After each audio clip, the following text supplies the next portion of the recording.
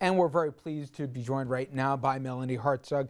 Melanie, thank you. And you know, when we talk about, as we approach the 1-year anniversary of the tragedy at Newtown, the way to try and captivate some of the attention that this issue held in the days after Newtown and the weeks after Newtown, I think your report does that by putting this in terms that many of us can relate to, and that is of children. And right on the cover of your report, titled "We Can Do Better," you say that the number of children and teens killed by guns in 1 year, it would fill 134 classrooms of 20 students each. That's just children and young people here. And I think sometimes when people think this problem's so insurmountable, they don't put it in that context. It wasn't just Newtown. Kids die every day in this country at the end of a gun.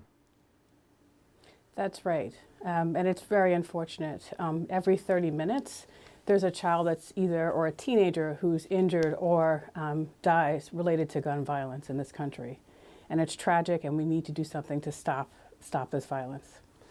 And if I could, I attach some other numbers that your report talks about. And in the CDF report, you talk about that since 1963, 3 times more children and teens have died from guns on American soil than U.S. soldiers killed in action and in wars abroad. And it also says that children, teens in America, 17 times more likely to die from gun violence than their peers in 25 other high-income countries combined. So to put it in context, what we see playing out on urban, suburban, rural communities in this country, you can't find that in other places in the world here. It sadly is unique to this country. That's true, and the disproportionality is very unique here as well. And so it's the leading cause of death among Black children and teenagers in this country. Why do you think? We've done the polls, Melanie, that show that where the public sentiment was in the immediate aftermath of the tragedy in Newtown and now, and support has ebbed in terms of universal background checks, tighter restrictions, access to guns. Why do you think a year later it's harder than it was before Newtown to get meaningful legislation passed? Well, I think at the national level, I think we've seen the power of the NRA, which has been extremely disappointing. And I think for us at the Children's Defense Fund, it doesn't stop there. We've got to continue our pressed effort to really push Congress to take action. But there's also a lot of movement we've seen at the state level, particularly in New York State, where here in our state, the governor's leadership passed the SAFE Act. In Connecticut, comprehensive reform has happened as well. So there's been a lot of movement at the state level. And we've also seen a lot of mobilization of parent organizations, re-energizing various groups like Mayors Against Illegal Handguns. So there's been a lot of traction, but I think you're right, there needs to be more. And we've also seen a couple of states slip back that we've been very, very focused on. Indiana, that passed a Stand Your Ground law in 2012, which was very disappointing.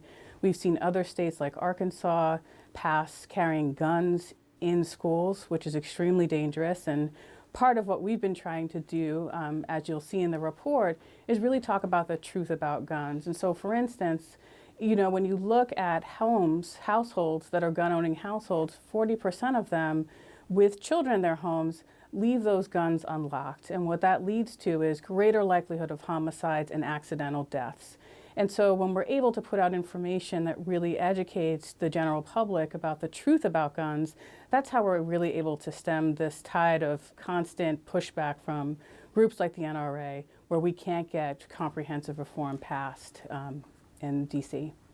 And Melanie, you mentioned certain states, and even when there are states, for example, Colorado, that do pass some meaningful legislation, there's sometimes chilling consequences with the gun lobby support behind it, where some of those legislators are literally, removed from office here, and they're recalled. So it's going to be a tough sell nationally. I'm curious, from your organization's efforts, do you hear one conversation in front of the microphone and another conversation behind closed doors? Do you think more lawmakers want to do more meaningful things but are just so afraid of the political consequences?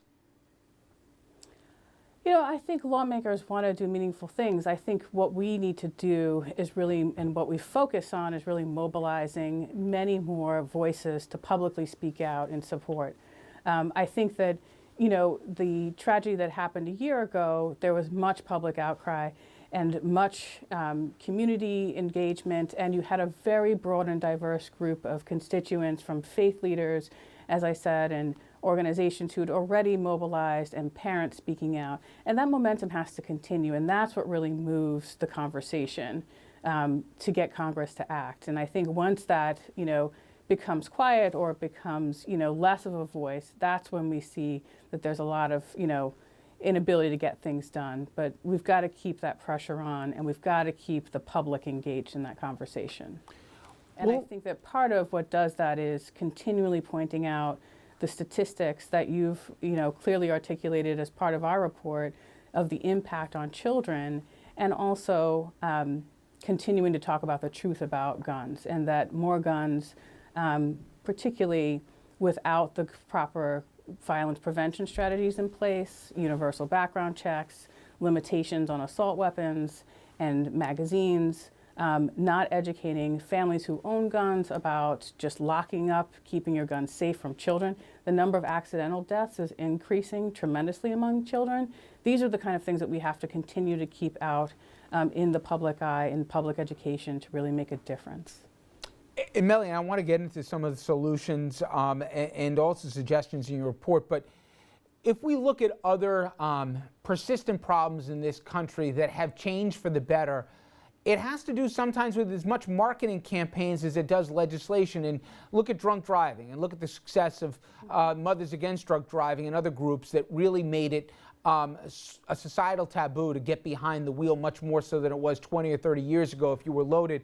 What has to happen to reach out to the population that is either on the fence right now on this issue or not motivated enough to pick up the phone and call their lawmaker?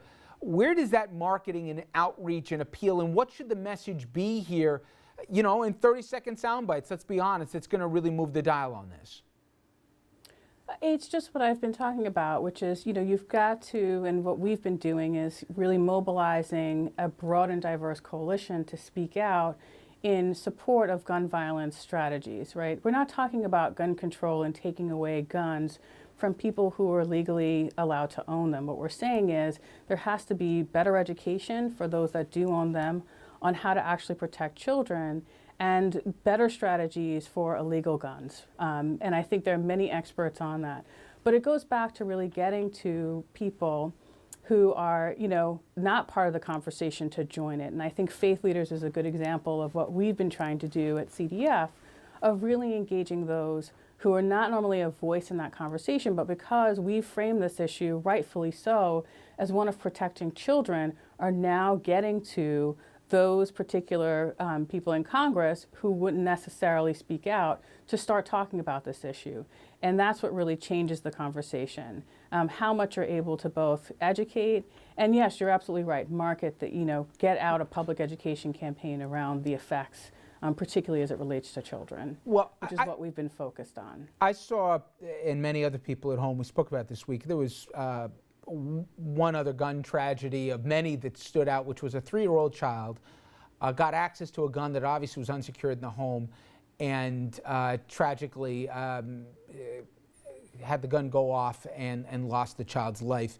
And it spoke to a couple of things that I saw in the report that you spoke about. One is educating, where right now neither doctors or teachers can actually even broach the subject of guns and the inherent dangers because they're precluded from doing so. And the other thing is accessibility. We've talked about the idea of smart guns or making it criminal if your guns aren't secured.